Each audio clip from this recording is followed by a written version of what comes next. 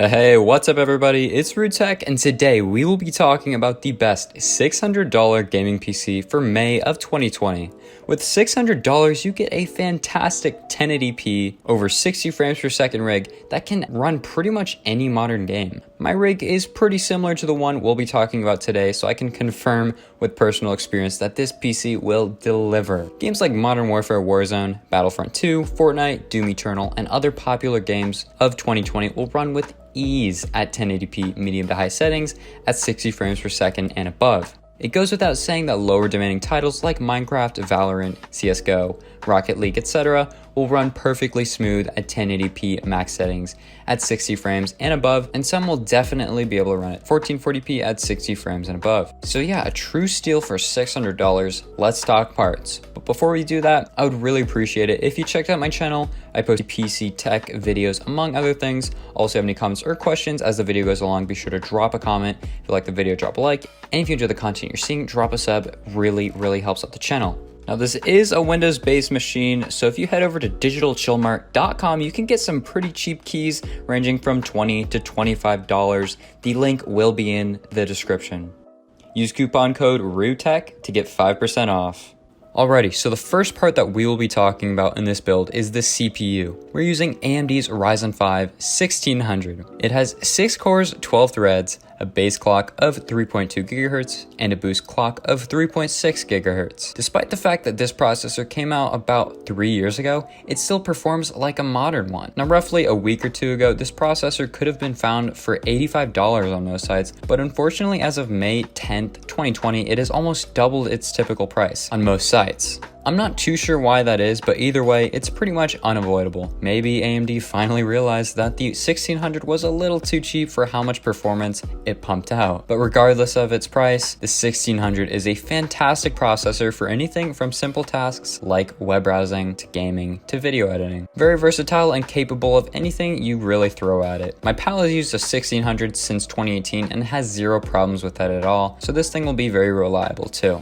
Alright, next up, the motherboard. We're using ASUS's Prime A320M Micro-ATX AM4 motherboard. A great overall motherboard, it has a max RAM speed of 3200 MHz, RAM capacity of 32 GB, a nice and simplistic black and white design, and all the essential ports being USB 3.0s, 2.0s, HDMI, Ethernet, all that good stuff. ASUS always makes reliable parts, from the Republic of Gamers lineup to their laptops, so this will definitely be a reliable motherboard that will of course hold all the pieces together with no issues.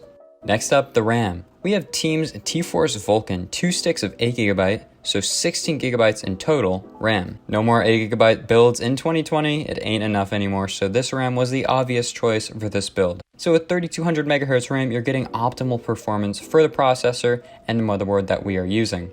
In addition, faster RAM provides a few more frames per second typically on these types of builds, so that's another plus. You most likely won't have to upgrade this RAM anytime soon because games are only now starting to recommend over 8GB of RAM, one example being Modern Warfare recommending 12. Now, being the guy who doesn't have a lot of money and only has 8GB of RAM, I play Modern Warfare with only 8, and that causes a lot of lag spikes, so like I said, 16GB will absolutely be the right choice for this build. Next up on the list, we have the storage.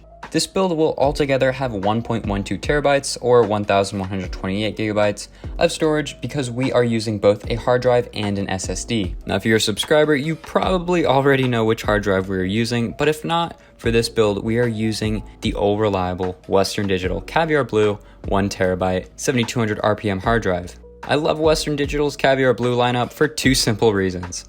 1, they're cheap, and 2, they're very reliable. And that's all you really need for a good hard drive.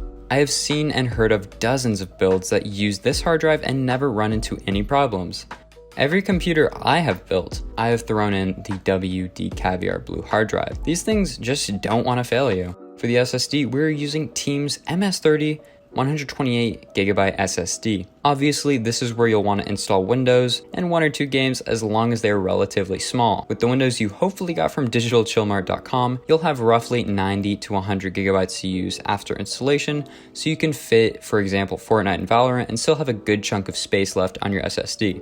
I like to keep around 30 gigabytes open on my SSD for when I need to use my desktop for dragging big files, such as my folder full of gameplay for videos like this one, so it is always a good idea to keep a good amount of storage left on your SSD. Also, if you have any other installations that aren't games like Sony Vegas Pro, FL Studio, or an emulator, it would be a good idea to put them on the SSD as well, as they only take up 1 to 2 gigabytes. But enough about that, let's talk about our next part, the video card. We're using the lovely AMD RX 580 from XFX with 8 gigabytes of VRAM. There's a few key things I like about this specific RX 580. It has an overclock speed of 1386 MHz, has a backplate, surprising, and 8 gigabytes of VRAM.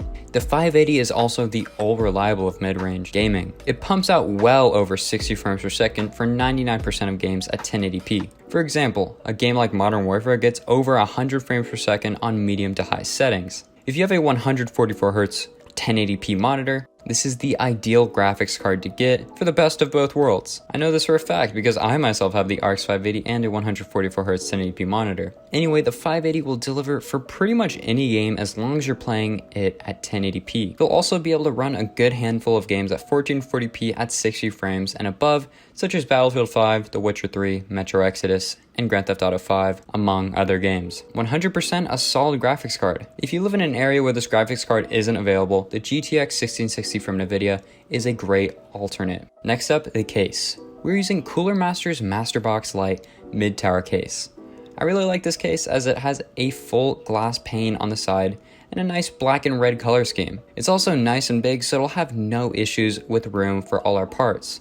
Let me clarify though, you do not have to use this case. If you don't like the look of this case, don't worry, this isn't what you need to be using.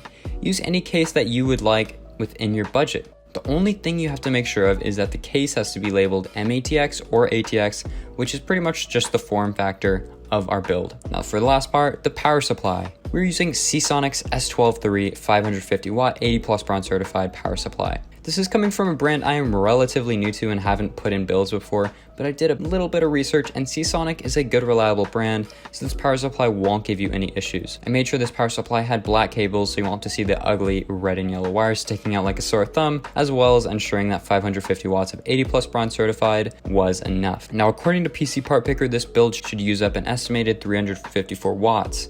82% of 550 watts is 451 watts, so it checks out. So yeah, that'll do it for this build, guys. If you plan on building this or end up building it, drop a comment, let me know.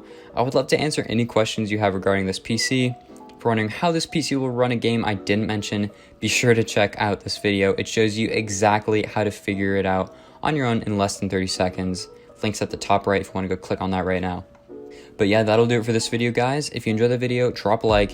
Have any comments or questions, drop a comment below and I'll try to get back to you as soon as I possibly can. And if you enjoy the content you're seeing, drop a sub. Thanks for watching. Peace out.